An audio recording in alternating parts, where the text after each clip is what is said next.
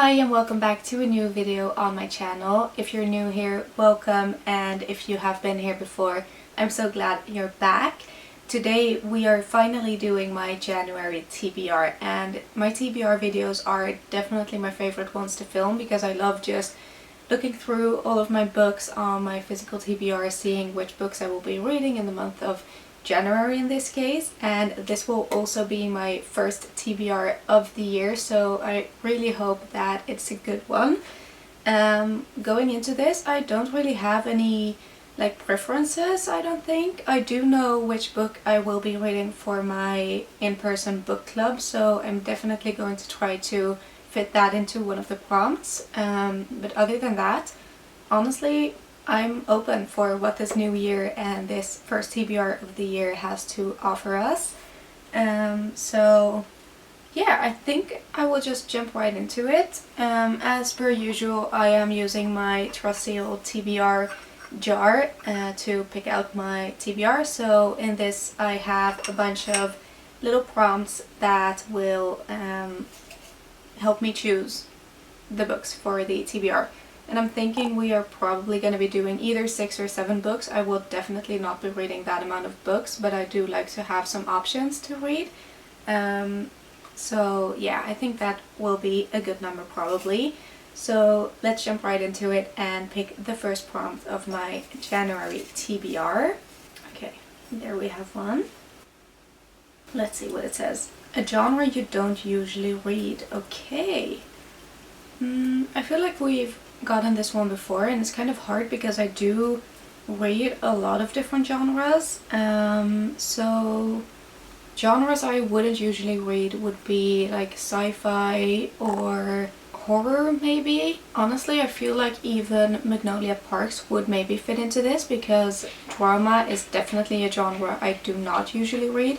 However, I'm not sure if it classes as that or as like a romance or lit fic maybe. I'm not entirely sure. I mean, let me just check if the Stephen King books that I have are thrillers or horrors, because if they are horrors then I would be able to pick one of those. I could also pick Bunny by Mona Awad, but I am going to buddy read that with a friend and I do not think that will be in the month of January. But let me just pick out my Goodreads and see what the Stephen King books that I have are. Alright, so it does say here that The Outsider is horror. Billy Summers seems to be more of a thriller. Institute is horror as well. And I think maybe Pet Sematary. Yeah, that one is also horror. Or at least that's the first thing it says on Goodreads. And I think out of those Stephen King books that I have, I think Pet Sematary is definitely one that speaks to me the most.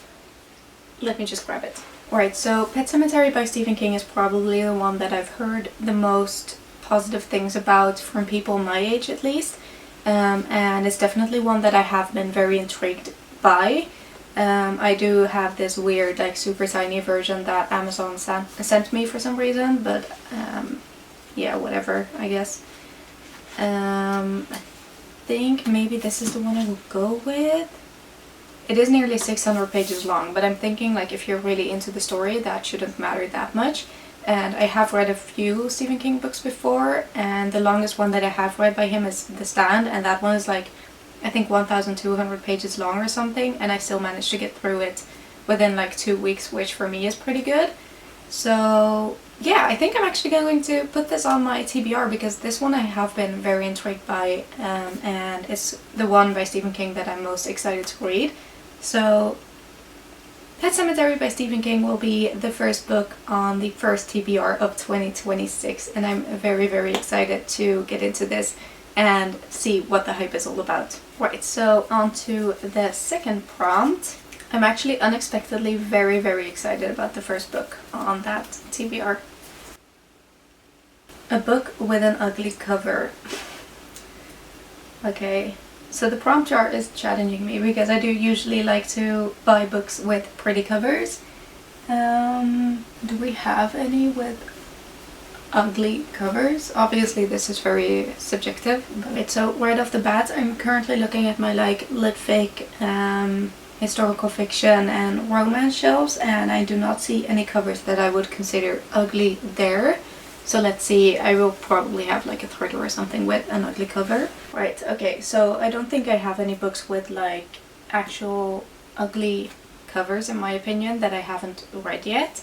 However, I think that out of the books that I do have, I think this one is definitely one that speaks to me the least. I think it's just pretty plain and boring, and I'm not a big fan of like the gold on this. So I guess this might be one then. It is a thriller, so I think it will be like a thriller horror heavy month maybe. But yeah, I mean, I have to follow the prompt jar. So this is The Family Upstairs by Lisa Jewell, and this one I got like 2 years ago or something, because I actually got the second book in this like series in a bookstore, and I didn't realize at that point that that was like the second part of this one, so I had to order this one as well. So I'm not sure what it's about. It says, one house, two families, three bodies. In a large house in London's fashionable Chelsea, a baby is awake in her cot. Well fed and cared for, she is waiting for someone to pick her up. In the kitchen lie three corpses. Oh, close to them is a hastily scrawled note. They've been dead for several days. Who has been looking after the baby, and where did they go? Okay, so this sounds pretty intriguing actually. So I have read a few of Lisa Jewell's books before, and I think they are a bit more slow moving for a thriller, but I have enjoyed None of This Is True is definitely one that I did enjoy by her. Then She Was Gone was a little bit of a disappointment for me, but that is because that was the first book by her, so maybe I was expecting a bit more of a fast-paced thriller, because I am definitely a thriller girl. Okay, so the text is pretty big and it has 450 pages, so see, that's what I'm saying, like 450 pages for a thriller is pretty long, but it can still be very interesting. Yeah, you know what, we're just gonna go for this. I also, by the way, don't like this, like that the cover doesn't go all the way out.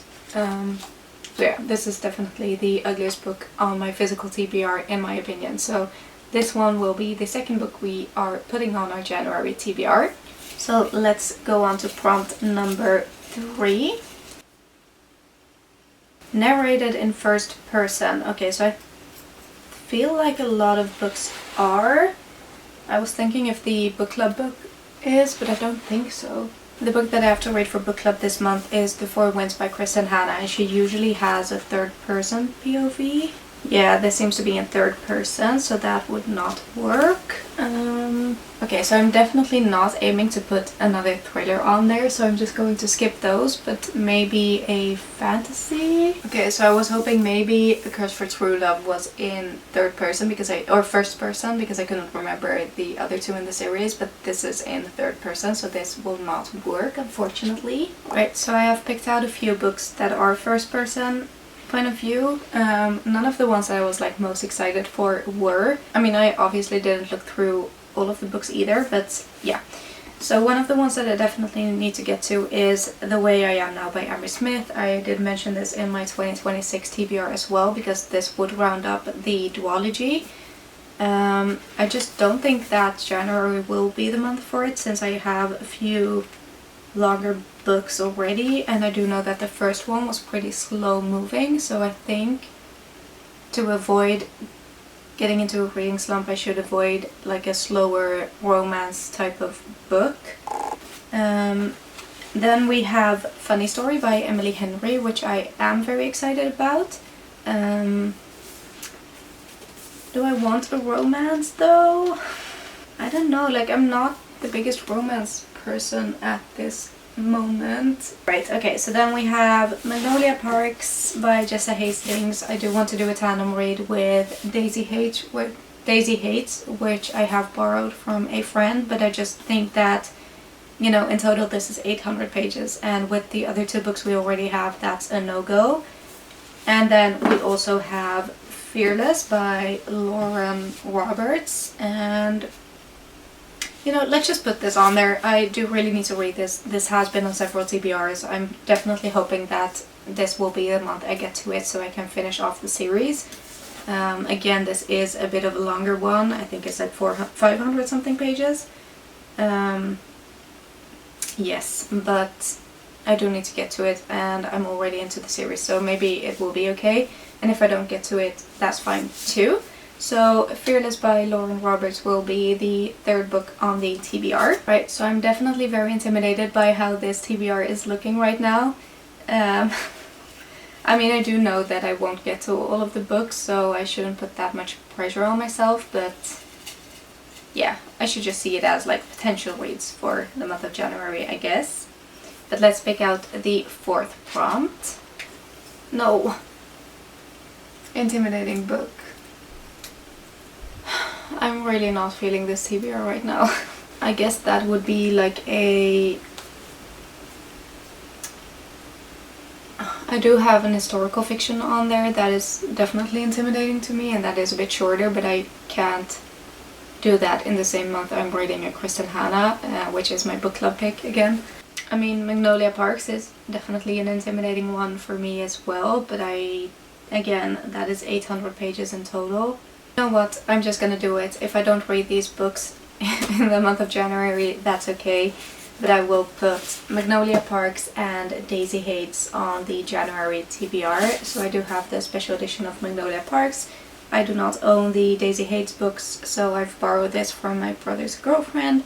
So I do want to get this back to her as soon as possible, even though she's not in a hurry. These were also on my December TBR, and I just have not been able to get to them. So let's see if the month of January is the month. So I will be putting 2 books for one. So I will definitely not pull more than 6 books. Okay, so I think what I will do is, if this next pick will not let me pick the book club pick, then that will be the last one, because I just cannot put any more on there. If I am able to pick the book club book, then I might be able to pick one more, even though I still won't be able to read all of them. But yeah, let's see how it goes. Okay, let's see what that says. Hardcover. Right, so we just put 2 hardcovers on there, and I don't have that many. Right, so I'm in between 2 hardcover books that I have. I don't own too many hardcovers, and I have just put 2 of the ones that I do own on my TBR already. But if I feel like I want more fantasy, I could do The Crimson Moth by Kristen Cicerelli. This is the first book in a fantasy duology, and I still have not gotten to this. It was on my 25 TBR. Right, so it has 400 pages, so it's not too long.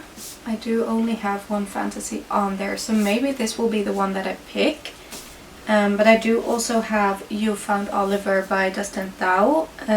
So this is the sequel to You've Reached Sam, and this is one of the newest additions to my TBR, because this just recently came out, so I got the special edition to match my other ones. So this one is a bit shorter. I think it's not even 300 pages. But then again, I also already have like some drama in like the Magnolia Park, so I think I might put The Crimson Moth on there, and then we will see if I get to it. Again, I will definitely not be able to get to all of the books on my TBR this month, but I will try my very best, of course. So let me just put this back and get the book club book again, and then we will go through the final TBR of the month of January. Okay, so seeing this stack makes me even more intimidated, but these are the books that we pulled for our January TBR, as well as my book club book again, The Four Winds by Kristen Hanna. So the first one on there is a horror book for a book outside of my comfort genre, or a genre I don't usually read. So that is Pet Sematary by Stephen King, and this is about this family who moves to like a small town, and there's like this kind of danger that exists there because there are trucks on the road that travel too quickly, and there's also like a pet cemetery by like nearby the woods there. And I just know that there are, like, yeah, I don't know, scary things happen there as far as I've read, and I am very excited about this. It is a bit longer, but I'm hoping I will fly through it, and I have enjoyed some of Stephen King's books before and some of them not as much, but we will see what I think about this one. We then have my book club book for the month of January, and that is The Four Winds by Kristen Hanna. We actually read a Kristen Hanna book in the month of December, so I'm going to get my heart crushed 2 months in a row by the same author, because Kristen Hanna always manages to do so. And this one is about America's Great Depression of the 1930s. So yeah, all of her books are kind of like historical fictions with like sometimes dual timelines, but they're always very, very emotional, and she manages to get you attached to the characters without even necessarily noticing. So I am very, very excited, but also again a little bit scared because she always breaks my heart with her books. We then have a thriller, which is The Family Upstairs by Lisa Jewell. I think this is probably one of the oldest thrillers on my CBR, so I am excited to get this read and then get into the second one once I have read this. And reading the synopsis now, I'm not sure I ever read it before. I read the synopsis of the second one once I bought that, but this one I just bought because it's the first book. But reading that, it actually sounds very intriguing, so I'm very excited to get into this one and see what this one is about.